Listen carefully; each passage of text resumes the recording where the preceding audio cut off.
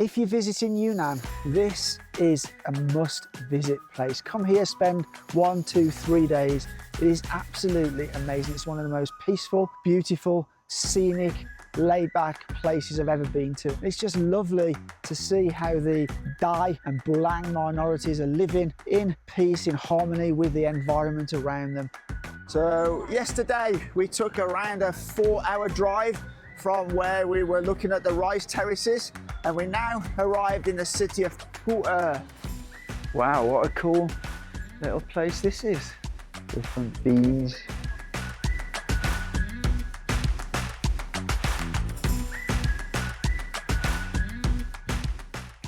I've just noticed their machine is the same brand as ours.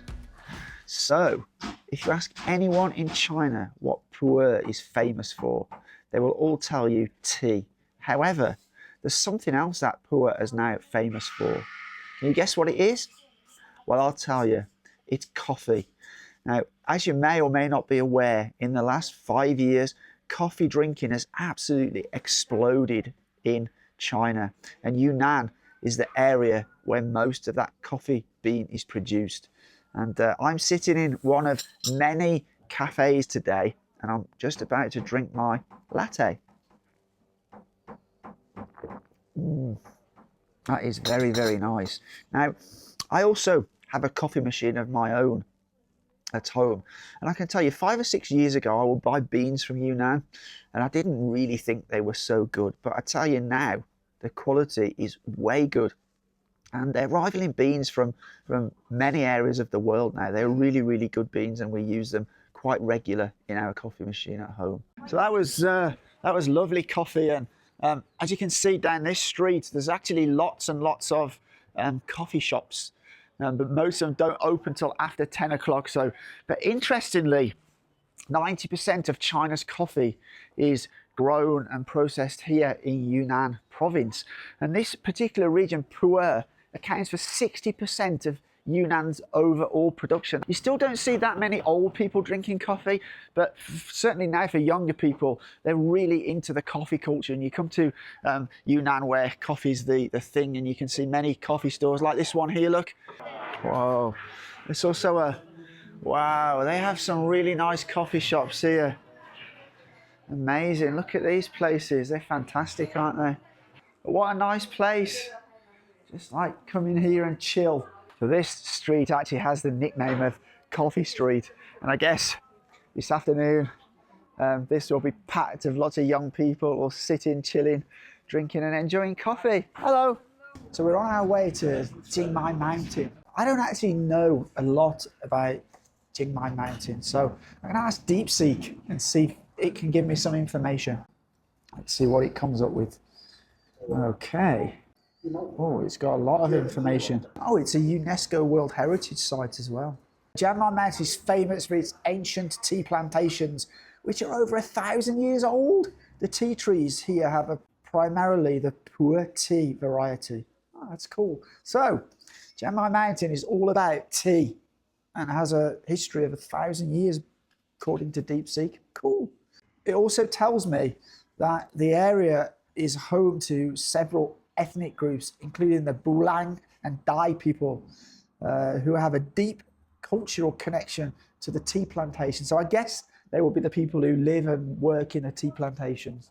So anyway, we're going to go and find out. So let's go. So we're on Jingmai Mountain, and we've come to one of 14 villages on this mountain.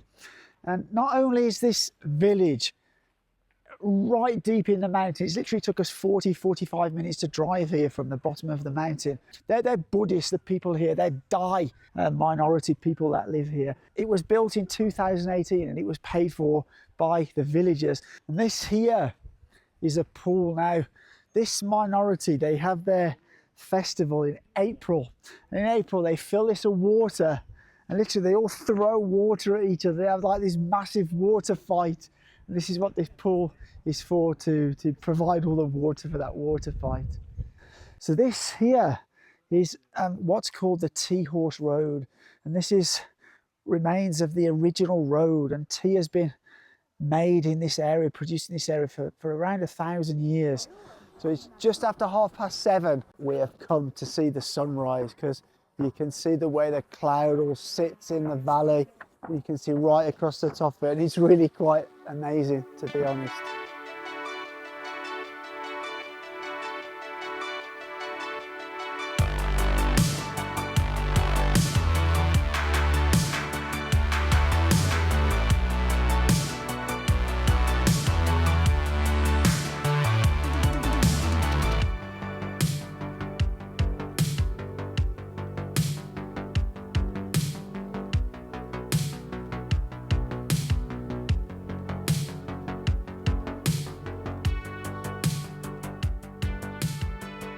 We're now in a Bulang village on the mountain, and you can see here that the locals have some stores. This is the thing that they make here. This is Puer tea, and as you can see, there's no locks, there's no doors, because you know, people just use trust.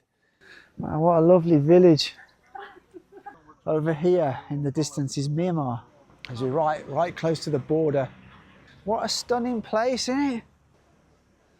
It's really, really beautiful. Whoa, that is a huge tree. Apparently that tree is 2,500 years old. That's huge. Look at the size of the trunk. My God, it's massive.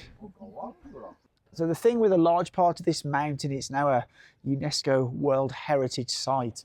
And because of that, they have to really take care of it, take care of the environment, and dotted all over the place you see these fire and rescue sort of outposts, and this is where there's quite a lot of sort of fire and rescue people around it. I think there's about 30 in total, and they do fire prevention, but not only that, they run like education mornings for kids to teach them how to take care of the environment and be careful so they don't start fires and things like that. That's really, really good. You know, this is all provided by local government. And before they had this, the villagers would have to take it in turns to do this duty. So that's really kind of cool. So this is something really, really special, because they have these, and this is the center of the village. All the houses will be built around this center point.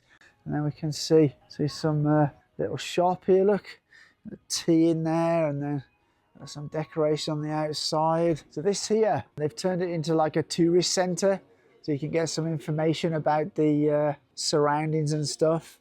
A little store here. This also sells the tea that they produce here. There's a big tea table in the middle, look. There's all the tea on the shelves. You can taste and buy the tea. This seems like a local market here, look. Wow, what a nice place this is. There's a lot of local people. Oh, it's they're selling clothes, look.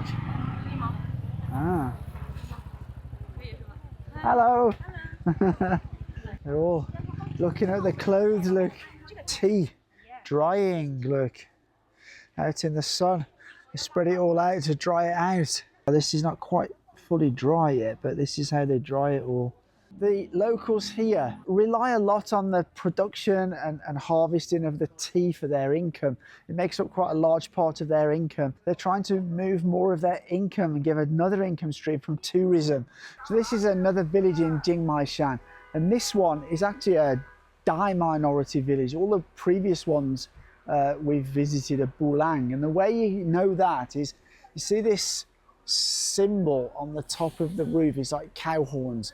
This is what Dai people will put on their homes, whereas the Bulang people will use like a tea leaf shape. So it's kind of different. They're such nice villages. The feel I get here is everything's like really authentic, and it's all like blends in with the surroundings. They haven't like built like modern buildings that look wrong. They've kept everything in like how it should be. How did you find out about this place? Read a book. Oh, Little Red Book, Xiaohongshu. Ah, okay. It seems a lot of people come here, find it on Xiaohongshu.